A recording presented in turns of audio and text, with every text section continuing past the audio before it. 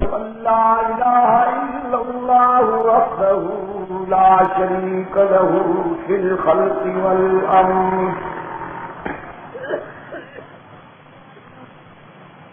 إرغاما لمن جاهد به وكفر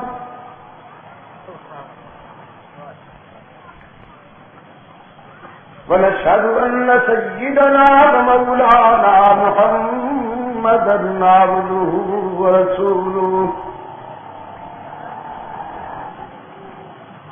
المبعوث إلى مكارم الأخلاق لا يخلق نبي ولا رسول بعده ولا أمة بعد أمته ولا شريعة بعد شريعته ولا كتاب بعد كتابه صلى الله تعالى عليه وعلى آله وأصحابه الذين هم خلاصة الله آمنوا بربهم وزدناهم هدى وربطنا على قلوبهم إذ قاموا فقالوا ربنا رب السماوات والأرض لن ندعو من دونه إلها لقد قلنا إذا شططا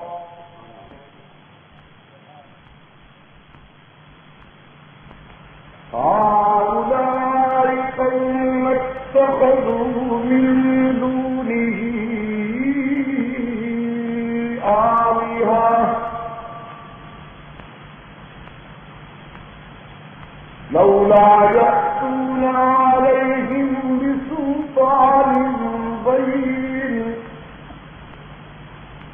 فمن أظلم ممن افترى على الله كذبا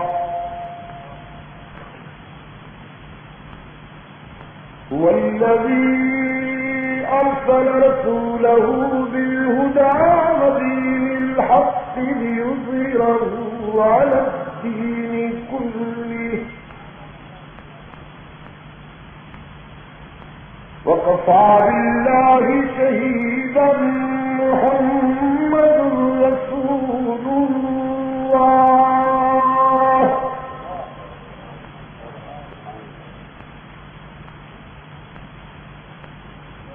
والذين معه أشداء على الكفار رحماء بينهم تراهم ركعا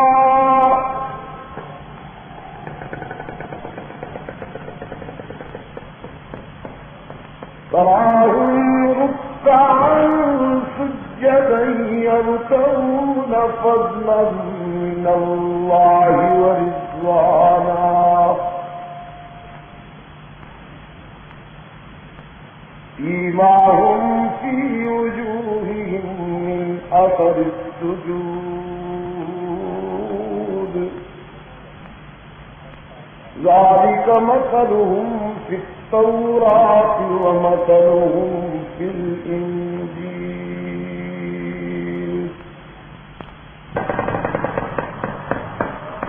تراهم ركعا سجدا يبتغون فضلا من الله ورضوانا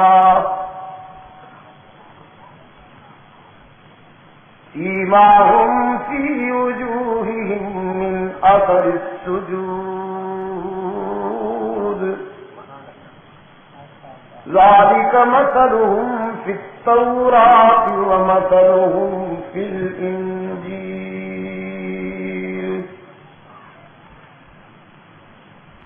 صدق الله مولانا العظيم وصدق رسوله النبي الأمي الكريم ونحن على ذلك من الشاهدين الصابرين والشاكرين والحمد لله رب العالمين.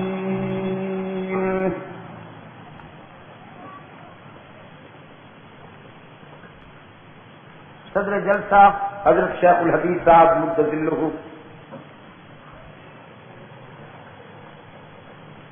صدر جماعت برادر محترم حضرت دین پوری صاحب دید مجدہ، رفقائے جماعت، بزرگان محترم اور عزیز دوستو،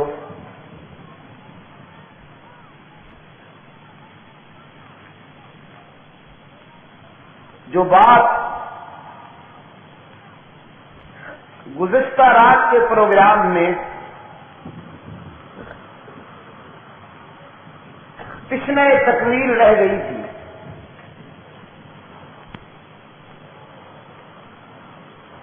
میں نے سوچا کہ آج کی اس نشست میں اسی بات کو مکمل کر لیا جائے۔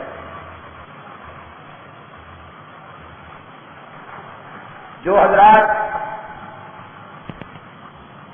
رات کے پروگرام میں شامل تھے،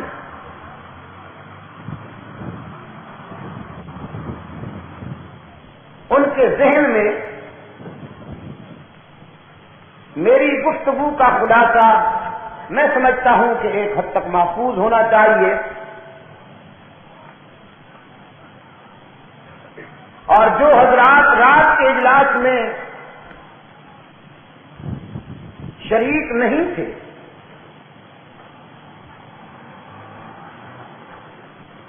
ان کے لیے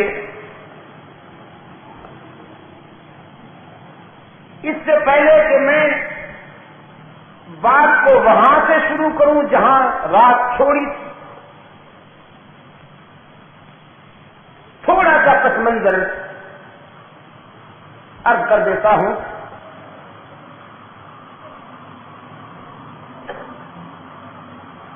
ان آیات میں جو ابھی ابھی آپ کے سامنے تلاوت کی گئی ہیں،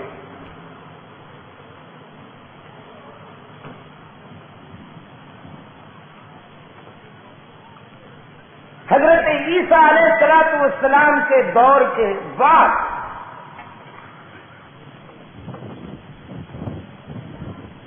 ایک بدعقیدہ اور جابر بادشاہ نے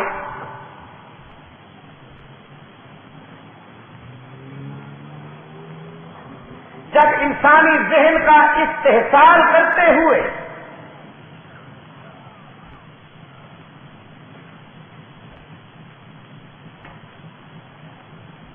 آستانہ پرستی کو رواج دیا،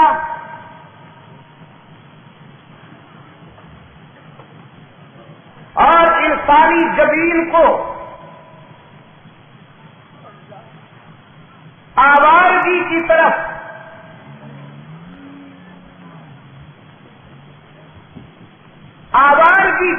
ڈالتے ہوئے رسوا کرنے کا سلسلہ شروع کیا، تو اللہ نے ان چند نوجوانوں کے ذریعے حق و صداقت کی شمع روشن رکھی۔ انہوں نے احقاق حق اور ابطال باطل کا فریضہ اس خوبصورتی سے ادا کیا کہ ان کا کردار قرآن کا حصہ بن گیا۔ ایک بات ذہن میں بٹھا لیجیے،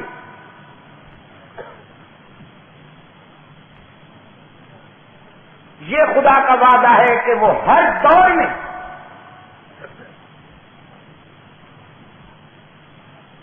سچائی کو زندہ رکھے، صداقت کی شمع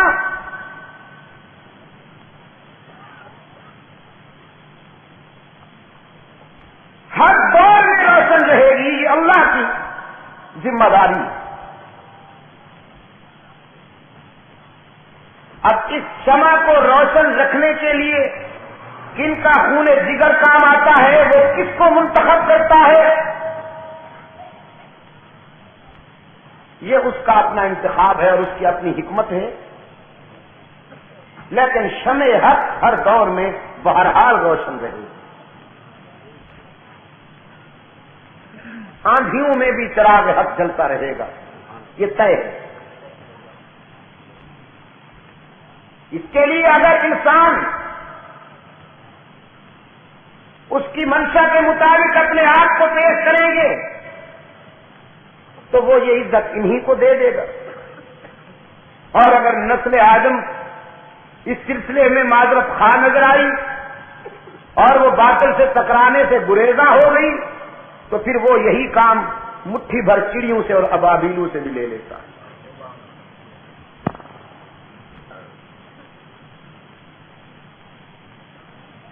یہ دور کہ جس دور میں ان نوجوانوں نے انقلابی کردار کا مظاہرہ کیا،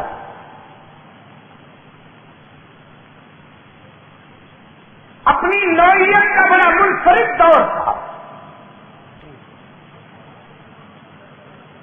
کہ جب قوم کے وڈیرے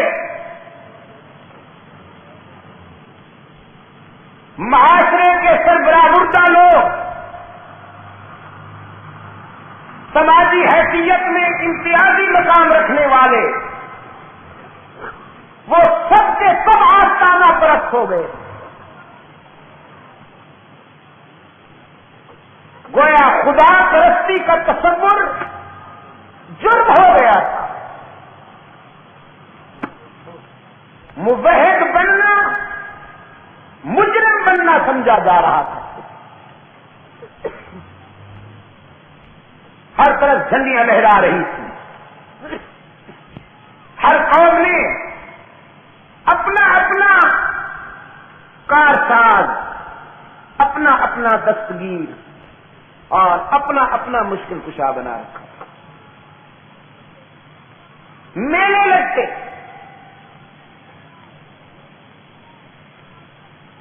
جس موقع پر ان نوجوانوں نے اپنے معافی ضمیر کا اظہار کیا اور راہ حق پر منظم سفر کا آغاز کیا، وہ ایک میلہ تھا،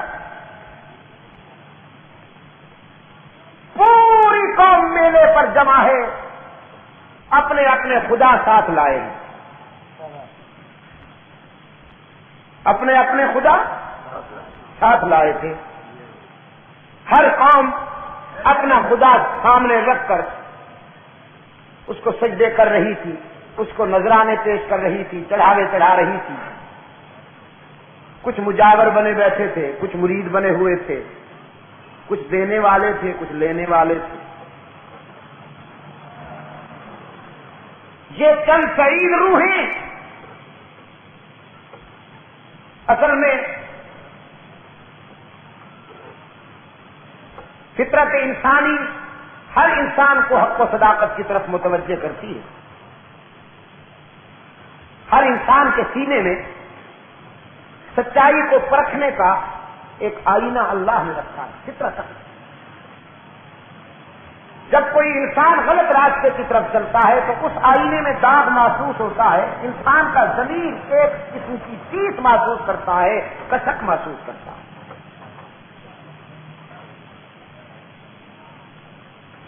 جن پر اللہ ناراض ہوتا ہے اور جو عزلی بد نصیب ہوتے ہیں وہ اس چیز کو محسوس نہیں کرتے، نظر انداز کر جاتے ہیں، اور جو خوش قسمت ہوتے ہیں ان کے لیے ضمیر کی وہی خلش ہدایت کا موجب بن جاتا ہے۔ ضمیر سے بڑا مفتی کوئی نہیں، ضمیر سے بڑا رہنما کوئی نہیں دنیا میں۔ اقبال اس لیے کہتا ہے کہ دل زندہ بھی کر خدا سے طلب، اللہ جسے دل بینا دل زندہ عطا کر دے یہ اس کی بہت بڑی نعمت، بہت بڑا انعام ہے۔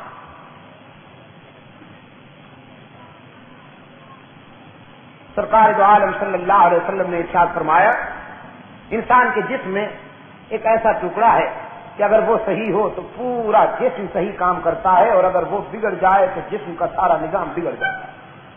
الا وہی القلب۔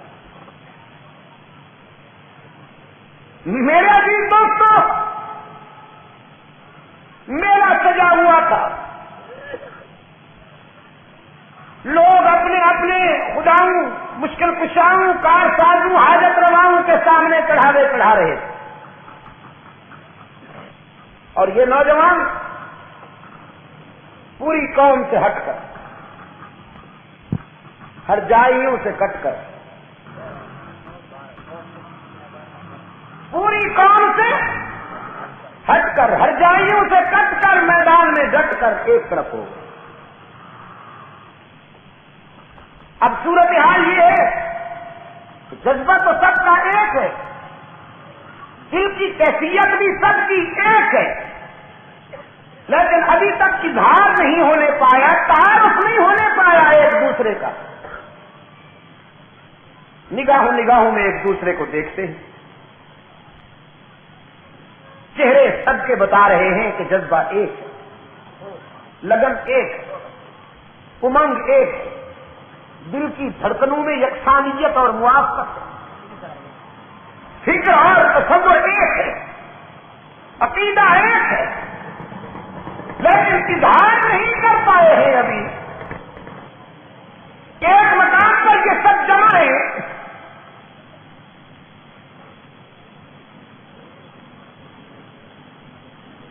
ایک دوسرے سے کہتے ہیں آپ میلے میں کیوں نہیں جاتے، آپ کوئی چڑھاوا نہیں لائے، آپ کوئی نذرانہ پیش نہیں کریں گے، آپ کوئی چادر، کوئی جھنڈیاں نہیں لائے.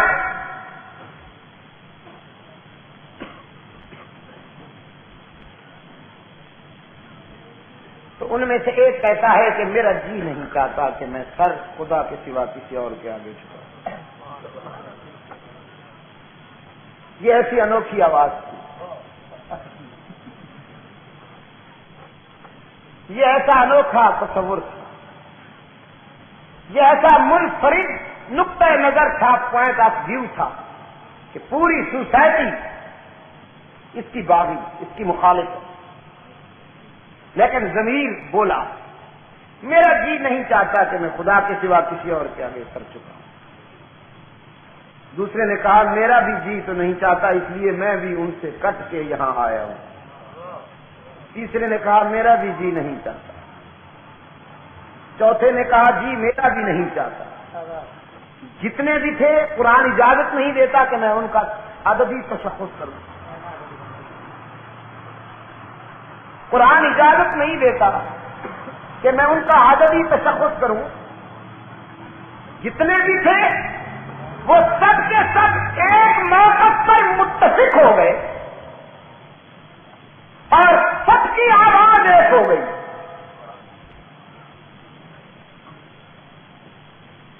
قرآن کریم نے فرمایا انہم فتیۃ آمنوا بربہم وزدناہم ھدی.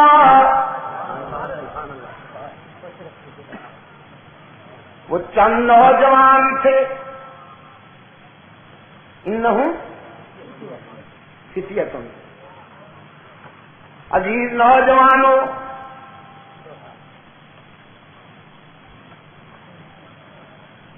آپ کے دل و دماغ پہ دستک دیتے ہوئے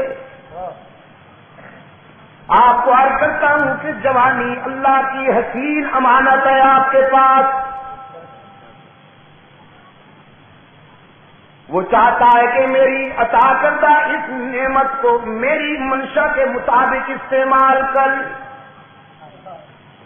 یہ جوہر معاشرے، یہ ہیرا، یہ موتی، یہ جوہر معاشرے کی غلیظ نالیوں میں بہانے کے لیے نہیں ہے، یہ تو تیری انسانی جبین کی عظمت کا جھومر ہے.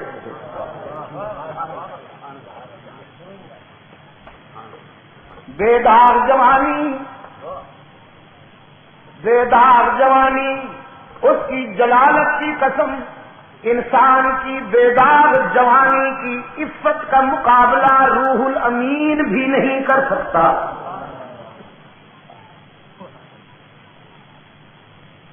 لیکن میرے عزیز نوجوانوں، تمہیں کس کی نظر کھا گئی؟ تم کہاں پہنچ گئے ہو؟ غلاظت اور بدبودار فضاؤں میں تم اپنا جوہر کہاں کھو بیٹھے ہو؟ وہ جوانی کہاں سے ڈھونڈ کے لاؤں کہ جب کوئی جوان گھر سے نکلتا تھا تو دیکھنے والے یوں محسوس کرتے تھے جیسے بادلوں سے چاند نکل آیا ہو.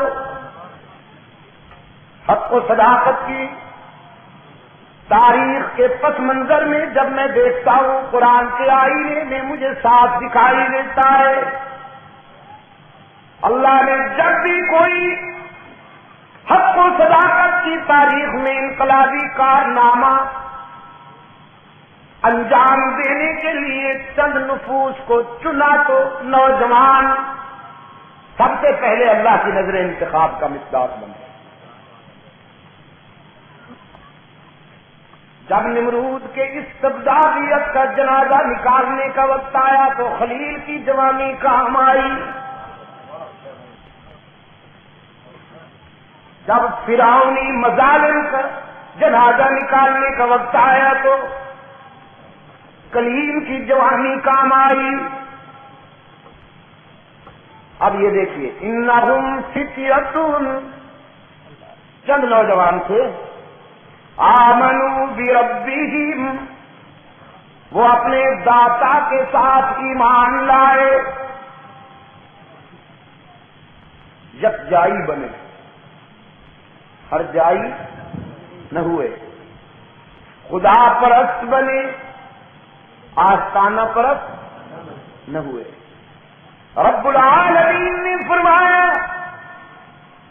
ایمان و یقین کی کسوٹی پر پورے اترے تو پھر ہم نے ان سے انعام عطا کیے زدناہم ہدا کہ ہم نے ان کے دل و نگاہ کی دنیا کو رشد و ہدایت کے سویروں سے معمور کر دیا. وَرَبَطْنَا عَلَىٰ قُلُوبِهِمْ ان کے دلوں کو بھی ایک دوسرے سے مربوط کر دیا دلوں میں بھی ربط پیدا کر دیا. خدا بندہ اس کی کیا ضرورت تھی فرمایا اس قانون باطل کے خلاف جد و جہد کرنی تھی نا تو باطل کے خلاف جد و جہد کرنے کے لیے کامیاب ہونے کے لیے حق والوں کا منظم ہونا ضروری ہے. حق والوں کے قلوب کا باہمی ربط اور اتصال ضروری ہے. اگر حق والے آپس میں لڑتے رہیں اگر حق والے ایک دوسرے کی ٹانگ کھینچنے میں لگے رہیں تو حق و صداقت کے موقف کے باوجود مار کھا جائیں گے. قرآن کی اس روح کو کبھی نہ بھولیے گا. مفادات قربان کرنے ہوں گے ذاتی جذبات قربان کرنے ہوں گے منزل تک پہنچنے کے لیے مشترکہ عادات سے نمٹنے کے لیے دلوں کا ربط ضروری ہے. فرمایا وَرَبَطْنَا عَلَىٰ قُلُوبِهِمْ إِذْ قَامُوا ہم نے انہیں ایک دوسرے سے قریب کر دیا اور پھر وہ مٹھی بھر صحیح چند صحیح لیکن متفق ہو کر بگڑے ہوئے معاشرے کے سامنے کھڑے ہوتے ہیں اور نعرہ لگاتے ہیں ربنا رب السماوات والارض ہم تمہارے خود ساختہ آسمانوں ہاتھوں سے بنائے ہوئے کارساز اور حاجت رواؤں کے سامنے سر جھکانے کے لیے تیار نہیں.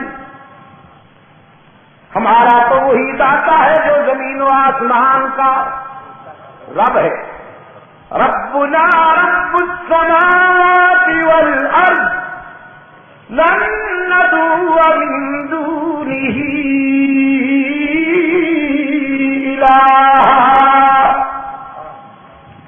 ہم اس کے سوا کسی کو معبود ماننے کے لیے تیار نہیں. ہمارے جبین کی عاجزیوں کے لیے مسجود بھی کون ہے؟ ہاں ذرا ضرب لگائیے نا. ہماری جبینوں کی عاجزیوں کے لیے ہمارے سر کی نیاز مندیوں کے لیے حقیقی مسجود کون ہے؟ ہر جگہ موجود کون ہے؟ یہ کون کہہ رہے تھے؟ صدیوں پہلے بعض امیر نوجوان، صدیوں پہلے چند بعض امیر نوجوان، ہر جگہ موجود اللہ الغیوب، کارساز و دستگیر، حاجت روا و مشکل کشا، لن ندعو من دونہ الہا، ہم اس کے سوا کسی کو مسجود ماننے کے لیے تیار نہیں، معبود ماننے کے لیے تیار نہیں، کارساز و دستگیر ماننے کے لیے تیار نہیں، حاجت روا ماننے کے لیے تیار نہیں، مشکل کشا ماننے کے لیے تیار نہیں۔ جو کر سکتے ہو کر لو، جو سزا دے سکتے ہو دے لو۔ کراچی کے روشن ضمیروں، جس کے دل و نگاہ میں اللہ کی توحید کی شمع روشن ہو جاتی ہے، دنیا ساری کے مظالم سہتا ہے تو اس کا عشق اور بڑھتا ہے۔ یہ انبیاء کا ذوق ہے نا۔ نوح نے توحید بیان کی، ساری زندگی مظلومیت میں گزار دی، ساری زندگی مظلومیت میں گزار دی۔ گدی نشین بننا بڑا آسان ہے، موحد بننا ذرا مشکل ہے۔ مجاور بننا بڑا آسان ہے، مجاہد بننا مشکل ہے۔ جبہ پوش بننا بڑا آسان ہے، تعویذ فروش بننا بڑا آسان ہے، سرفروش بننا ذرا مشکل ہے۔ نوجوانوں نے کہا جو چاہو کر لو، جو سزا چاہو دے لو، لیکن جب تک جیئیں گے یہی کہیں گے مسجود ہر جگہ موجود، اللہ الغیوب، کارساز و دستگیر، حاجت روا و مشکل کشا۔ اگر اللہ کا پیغمبر یہ مان لیتا یا برداشت کر لیتا کہ خدا بھی مشکل کشا ہے، نہ پتھر کھانے پڑتے، نہ راستوں میں کانٹے دکھتے، نہ کردار کشی کی مہم چلتی، نہ ساتھی اور دوست ذبح کرانے پڑتے، بلکہ سدا بہار رہتے۔ اگر تھوڑا سا یہ برداشت کر لیتے کہ اللہ بھی مشکل کشا ہے۔ سرکار دو عالم صلی اللہ علیہ وسلم نے بھی زندگی کے ایک ایک لمحے میں اسی جد و جہد میں ایثار اور قربانی دی کہ مشکل کشا جی۔ آج بھی ہم اپنے بیمار دوستوں سے کہتے ہیں، کبھی اپنے ضمیر سے تنہائی میں پوچھئے مشکل کشا کون ہے؟ اوہو آپ سے نہیں کہہ رہا، بیمار دوستوں سے کہہ رہا ہوں۔ کبھی تنہائی میں اپنے ضمیر سے پوچھئے مشکل کشا کون ہے، لیکن بیچارہ ضمیر ہو بھی تو۔ یہاں تو 40ویں ساتے جمعراتے اور ماشاءاللہ 11ویں کھا کھا کے میدا ہی میدا رہ گیا ہے، ضمیر نام کی کوئی شے بچی بھی ہے؟ میدا بھی اب اتنا اوور سائز ہے کہ جہاز میں 2 سیٹیں انگیج کروانی پڑتی ہیں، ایک سیٹ پہ تو حضرت صاحب سما ہی نہیں سکتے۔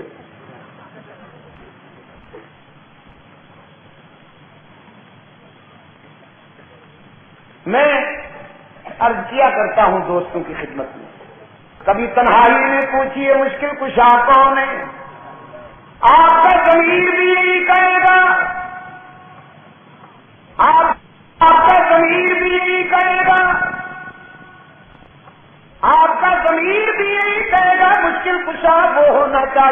جس پہ خود کبھی مشکل نہ آئے، جو خود حاجت مند ہو وہ حاجت روا نہیں ہو سکتا، جو خود مشکلوں میں پھنسے وہ مشکل کشا نہیں ہو سکتا۔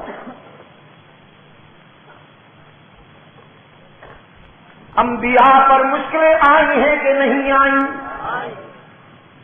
صدیقین پر، صلحاء پر، ابرار پر، اخیار پر، صحابہ پر مشکلیں آئی ہیں۔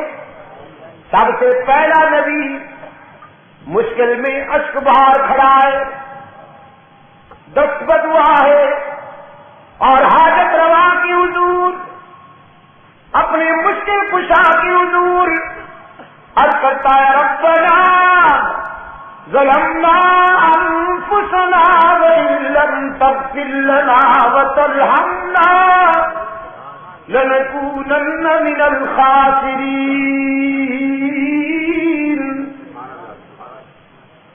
میرے داتا، او داتا گنج بخش، ہم تیرے لطف و کرم کے آرزو مند ہیں، اگر تیرا کرم نہ ہو تو ہمارا سفینہ کبھی کنارے لگ سکتا ہی نہیں۔ یہ حضرت آدم ہے، اور قرآن کریم ایک مقام پر نسل انسانی کو وہ پس منظر یاد دلاتا ہے، وہ ظنون اذ ذهب مغاضبا فظن ان لن نقدر عليه فنادى في الظلمات ان لا اله الا انت سبحانك انی كنت من الظالمین۔ ذرا مچھلی والے کو بھی یاد کرو نا، ذنونی، انہوں نے رات کے اندھیرے میں، دریا کی گہرائی میں، شکم ماہی میں کسے یاد کیا؟ عبد القادر گیلانی شیئا للہ نہیں کہا، حضرت مولانا جھکوسلے باز صاحب سید عبد القادر گیلانی کی عظمت پہ قربان جاؤں، اس کی محبت میرا سرمایہ حیات ہے، اس کی محبت میرا سرمایہ حیات ہے، لیکن جس طرح کے یار لوگوں نے علی کی آڑ میں توحید کا جھٹکا کیا ہے، تو بھی حضرت عبد القادر گیلانی کی آڑ میں توحید کا جھٹکا تو نہ کرنا، اللہ کے حقوق میں تو نقب نہ لگا۔ حضرت عبد القادر گیلانی، محبوب سبحانی، سب کہو رحمت اللہ تعالی علیہ۔ تمام اولیاء کرام ان کی عظمت برحق ہے، ان کی ولایت برحق ہے، ان کی کرامت برحق ہے، ان کی رفعت برحق ہے، لیکن مشکلوں میں کام آنا یہ کس کا حق ہے؟ حضرت یونس علیہ السلام نے اس آزمائش امتحان کے وقت کسے یاد کیا؟ فرمایا لا الہ الا انت سبحانک، نہیں کوئی الہ مگر تو ہی، انت الا انت سبحانک، پاک ہے تو، ہم رونے والے ہیں تو رونے سے پاک ہے، ہم عاجزی کرنے والے ہیں تو عاجزی سے پاک ہے، ہم مانگنے والے ہیں تو مانگنے سے پاک ہے، انت سبحانک، پاک ہے تو میرے معبود، انی کنت من الظالمین۔ قرآن کہتا ہے لولا انہ کان من المسبحین، اگر میرا پیغمبر امتحان و آزمائش کے اس مرحلے پر میرا نام نہ لیتا، مجھے یاد نہ کرتا، لیکن مجھے یاد نہ کرتا، للبث فی بطنی الی یوم یبعثون، قیامت تک وہیں رہتا مچھلی کے پیٹ میں، قیامت تک الی یوم یبعثون، اسے کوئی اس آزمائش سے نجات نہیں دلا سکتا تھا۔ حضرت یونس کی دستگیری کرنے والا کون ہے؟ حضرت آدم کی دعائیں سننے والا، حضرت یعقوب کے آنسو پوچھنے والا، جناب یوسف علیہ السلام تخت مصر پہ بیٹھے ہیں، تخت مصر پہ بیٹھے ہیں، اور برادران یوسف آئے ہیں۔ یہ برادران یوسف بھی بہت پرانے ہیں، بعض ان بردہ فروشوں سے کہا کہ بھائی بیچ ڈالیں کہ جو یوسف کا برادر پائیں ہیں، یہ جنس بھی بہت پرانی ہے۔ حضرت یوسف کے سامنے گداگر بن کے آئے ہیں، ممتا بن کے آئے ہیں۔ حضرت یوسف نے سکوت توڑا، فرمایا هل علمتم ما فعلتم بيوسف واخيه إذ أنتم جاهلون۔ کچھ یاد ہے تم نے زمانہ جہالت میں یوسف اور اس کے بھائی کے ساتھ کیا کیا؟ اب یوسف کی زبان سے یوسف کا نام سنا تو چونکے، گھبرا کے کہنے لگے اِنَّكَ لَأَنْتَ یوسف، یہ تو ہم پھر بتائیں گے کہ ہم نے کیا کیا تھا، پہلے آپ یہ بتائیے کہیں آپ تو وہی یوسف نہیں؟ حضرت یوسف علیہ السلام نے فرمایا انا یوسف، ہاں الحمدللہ میں وہی یوسف ہوں، وہذا اخی، اور یہ میرا بھائی ہے بنیامین۔ تو وہ کہتے ہیں ہم نے تو آپ کو کنویں میں ڈالا تھا، ہم تو آپ کو ٹھکانے لگا چکے تھے، ہم تو آپ کا باضابطہ جلوس بھی نکال چکے ہیں، ماتم بھی کر چکے ہیں، آپ یہاں کیسے؟ کبھی قرآن پڑھا کرو میرے عزیز دوستو، قرآن آپ کے سامنے ماضی و حال کے بڑے عجیب نقشے رکھ دیتا ہے۔ کسی مظلوم کا خون پچانے کے لیے اس کا کرتا عالم بنا کے جلوس نکالنا، یہ برادران یوسف کا طریقہ۔ سب سے پہلا جلوس ماتمی جلوس، حضرت یوسف کو کنویں میں ڈالنے کے بعد ان کا خون آلود کرتا اٹھا کر سب سے پہلا ماتمی جلوس کس نے نکالا؟ برادران یوسف۔ اور آج کہیں آج تو یہ حادثہ نہیں ہو رہا؟ اگر اس وقت یہ کارروائی ہو تو وہ کوئی پسند نہیں کرتا، لیکن آج جی بادشاہ کچھ مذہبی رواداری ہونی چاہیے، مذہبی رواداری ہونی چاہیے۔ میں نے کہا مائی ڈیئر یہ مذہب نہیں ہے، صبر کرنا مذہب ہے، ماتم کرنا مذہب نہیں ہے۔ نکاح مذہب ہے، متا مذہب نہیں ہے۔ حق گوئی مذہب ہے، تقیہ مذہب نہیں ہے۔ مسجد مذہب ہے، امام باڑہ مذہب نہیں ہے۔ آپ سمجھ رہے ہیں میری بات کو؟ کسی کے بزرگوں کا احترام کرنا مذہب ہے۔ قرآن کہتا ہے تم کسی کے جھوٹے خدا کو بھی گالیاں نہ دو کہ وہ جذباتی ہو کر تمہارے سچے خدا پہ آوازہ کرتے۔ کسی کے بزرگوں کا احترام کرنا تو مذہب ہے، لیکن گالیاں دینا تو کوئی مذہب نہیں۔ لیکن تم حضرت عائشہ کو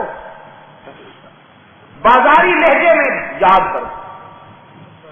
میرا ایمان یہ ہے کہ سیدہ فاطمہ رضی اللہ تعالی عنہا کے متعلق اگر کوئی شخص سرے منہ بے ادبی کا مظاہرہ کرتا ہے، نہیں بے ادبی کی سوچتا ہے، تو اس کا ایمان خطرے میں۔ میرا عقیدہ یہ ہے میرے سے مراد میرے مکتب فکر ہر سنی مسلمان کا عقیدہ یہ ہے کہ اگر کوئی شخص حضرت علی رضی اللہ تعالیٰ عنہ کے بارے میں، حضرت حسن رضی اللہ تعالیٰ عنہ کے بارے میں، حضرت حسین رضی اللہ تعالیٰ عنہ کے بارے میں، حضرت جعفر صادق رضی اللہ تعالیٰ عنہ کے بارے میں، حضرت زین العابدین رضی اللہ تعالیٰ عنہ کے بارے میں سر منہ بے ادبی کا ارتکاب کرتا ہے تو اس کا ایمان خطرے میں. یہ ہمارا عقیدہ ہے، مسلمہ بات. لیکن ادھر کیا ہے؟ وہاں پر تبرہ جزو ایمان ہے ان کے لیے. تبرہ کے بغیر ان کا ایمان مکمل نہیں ہوتا. جو رسول کے پہلو میں سوئے ہوئے ہیں ان پر تیر چلتے ہیں. صدیق و عمر رضی اللہ تعالیٰ عنہما بد کلامی سے محفوظ نہیں رہتے. حضرات صحابہ کرام رضوان اللہ تعالیٰ علیہ اجمعین کے بارے میں یہ خیالات رکھنا. اور اہل سنت کے ضمن میں پچھلے دنوں جب ان کا ایک آیا ہوا تھا خالی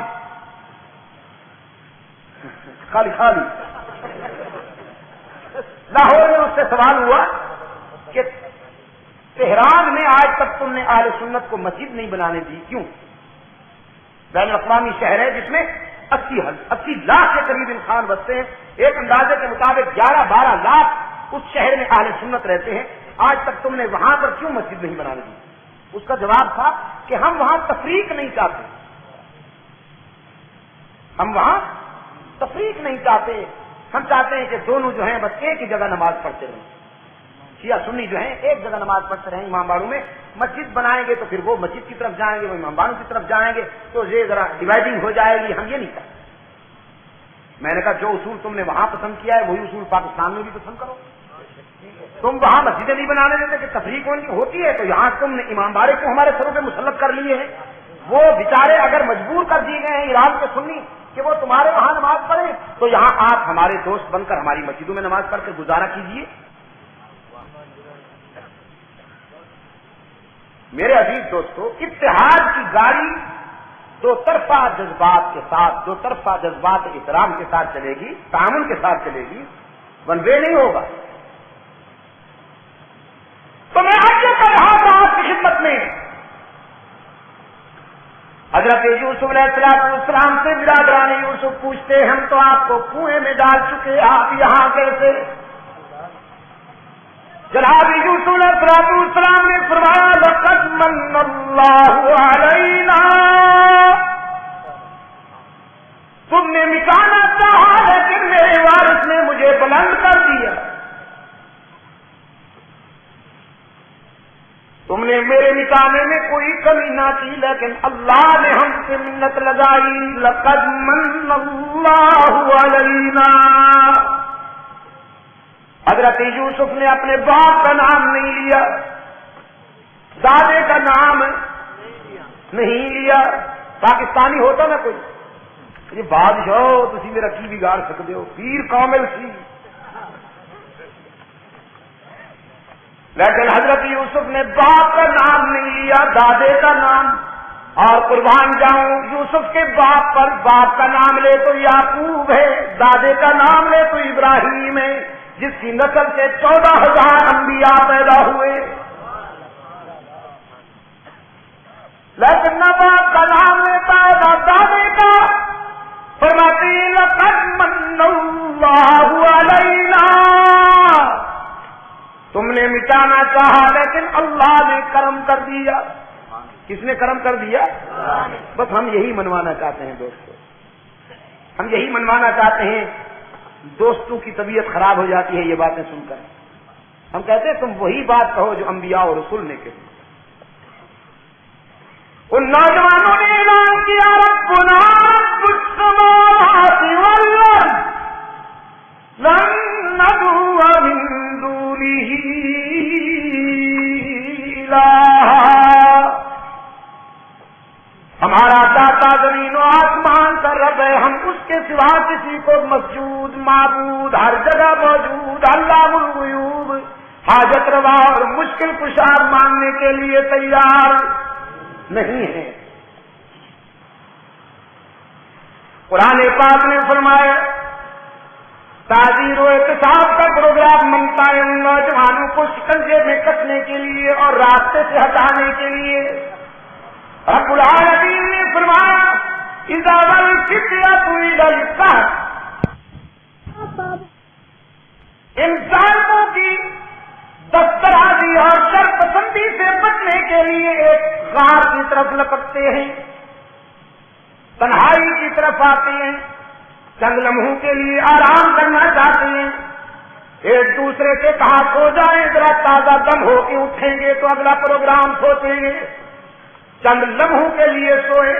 رب العالمین نے فرمایا ہم نے فیصلہ کر لیا کہ انہیں صدیوں تک سلائیں گے. صدیوں تک کی نیند مسلط کر دی گئی.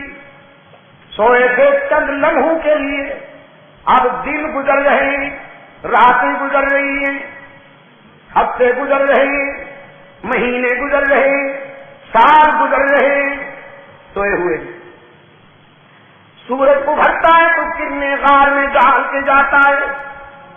اذا طلعت تزاور عن كهفهم ذات اليمين وذات الشمال. رب العالمین نے فرمایا ہم نے اپنے پیارے نوجوانوں کو سنبھالا، ہم نے اتنا سنبھالا نقلبهم ذات اليمين وذات الشمال، ہم تو ان کی کروٹیں بھی خود بدلا کرتے تھے. جب سوتے سوتے دائیں پہلو پہ تھک جاتے تو رب العالمین نے فرمایا ہم انہیں بائیں پہلو پر سلا دیتے. پھر جب بائیں پہلو پہ تھک جاتے تو ہم انہیں دائیں پہلو پر سلا دیتے. گزر گئے 309 سال، 300 سنین وازدادوا تسعا. قرآن کہتا ہے، سیف الملوک کی بات نہیں، میلاد اکبری کی بات نہیں، قصیدے کی بات نہیں، مرثیے کی بات نہیں. قرآن کہتا ہے 300 سنین وازدادوا تسعا. 309 سال گزر جانے کے بعد رب العالمین نے فرمایا كذلك بعثناهم ليتساءلوا بينهم. اب ہم نے انہیں اٹھایا تاکہ ذرا بات چیت کریں، صورتحال سامنے آئے. قال قائل منهم كم لبثتم. اگر آپ اجازت دیں تو 1 منٹ کے لیے ایک سوال کر لیں. یہ جو سوئے رہے کتنی مدت؟ 309 سال. پہلے تو آپ یہ بتائیے کہ یہ اللہ کے ولی تھے یا نہیں؟ اللہ کے برگزیدہ بندے تھے. اولیاء کرام تھے یا نہیں تھے؟ یا اولیاء کرام وہی ہوتے ہیں جو پاکستان کے ولی؟ سبحان اللہ. میں کہا کرتا ہوں ولایت کا معیار اسلام میں یہ ہے کہ جس کا شعور پختہ ہو، جس کی سوچ صحت مند ہو اور شعور، یہ ہے اسلام میں ولی، جو دین میں بھی اور دنیا میں بھی کامل اکمل ہو. لیکن پاکستان کا ولی وہ ہوتا ہے جو سارے جہان سے فارغ، سر سے ننگا ہو کر اگر گھومتا پھرے تو کہتے ہیں ولایت ظاہر ہو رہی ہے. کرتا اتر جائے کہتے یہ آدھا ولی ہو گئے، فارغ ہو جائے ہوں پہنچ گئے، کنارے پہنچ. یہاں کا جو پاکستان کا میڈ ان پاکستان ولی ہے وہ اس کا معیار یہ ہے کہ جسے نہ نماز کا ہوش ہو، نہ قرآن پاک کو کبھی اس نے سامنے رکھا ہو، نہ روزہ رکھا ہو، نہ زکات دیتا ہو، نہ ارکان شریعت کا پتہ ہو، اسے نہ ارکان اسلام کا پتہ ہو، فارغ ہو، یہ پہنچا مجذوب ہے. اللہ کے ولی، خدا کے برگزیدہ بندے سوئے ہوئے 309 سال کی مدت میں دنیا کی کوئی آواز ان کے کانوں میں نہیں پڑی، ڈسٹرب نہیں ہوئے. طوفان بھی چلتے رہے، آندھیاں بھی آتی رہی، انسانی قافلے بھی اوپر سے گزرتے رہے، لیکن کوئی آواز سنی انہوں نے؟ زندہ تھے یا فوت ہو چکے تھے؟ سوئے ہوئے تھے یا مرے ہوئے تھے؟ باہر کی کوئی آواز سنی؟ میرے مولانا، جب یہ زندہ ولی نہیں سن سکتے باہر کی آواز تو پھر مردہ کیسے سن لیتے ہیں؟ مولوی صاحب نے جاہلوں کے سامنے ڈھکوسلے رکھے ہوئے ہیں اور اس کو ولایت کی عظمت بیان کرتا ہے کہ جب کسی بزرگ کی قبر پہ پرندہ آ کے بیٹھتا ہے تو اس کو یہ بھی پتا ہوتا ہے کہ چڑیائی ہوئی ہے یا چڑایا ہوا ہے۔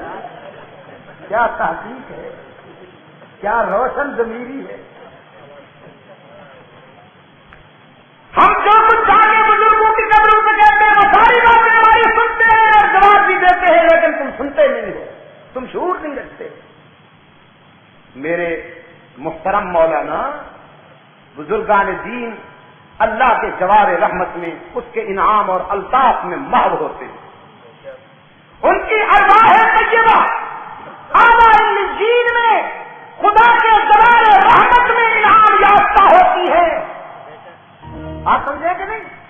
اگر وہ اللہ کے ہاں محبوب ہیں تو جوار رحمت میں انعام یافتہ ہیں، اور خدا نخواستہ اگر کوئی مغضوب ہے تو وہ ابتلاء و آزمائش میں مصروف ہے۔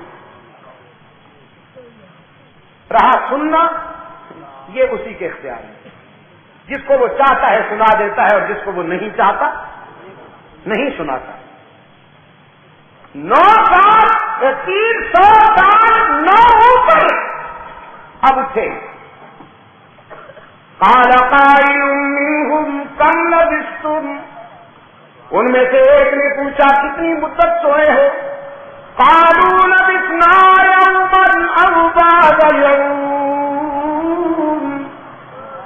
ایک دوسرے سے کہتے ہیں یہی ایک دن یا دن کا کچھ حصہ آرام کیا، بڑی غفلت ہو گئی، آج تو بہت دیر تک سوئے رہے۔ کتنا عرصہ گزر گیا؟ کیسے کیا ہے؟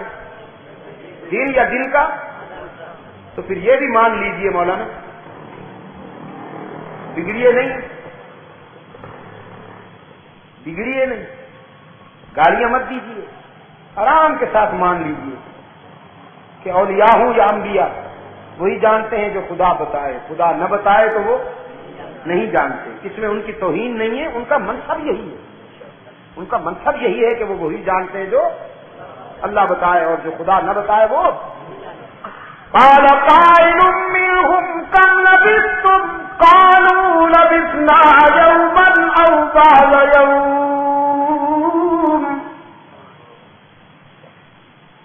قالوا ربكم اعلم بما لبثتم۔ اب کہتے ہیں جھگڑنے کی بات نہیں، بحث مت کرو، ہم کتنی دیر سوئے ہیں وہی جانتا ہے جس نے ہمیں سلایا، ہمارا رب جانتا ہے کہ ہم کتنی دیر سوئے ہیں۔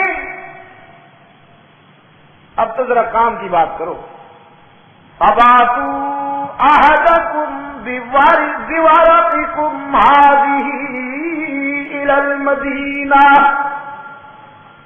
کھانا منگواؤ، بس کوئی روٹی کا بندوبست کرو، بھوک لگی ہے۔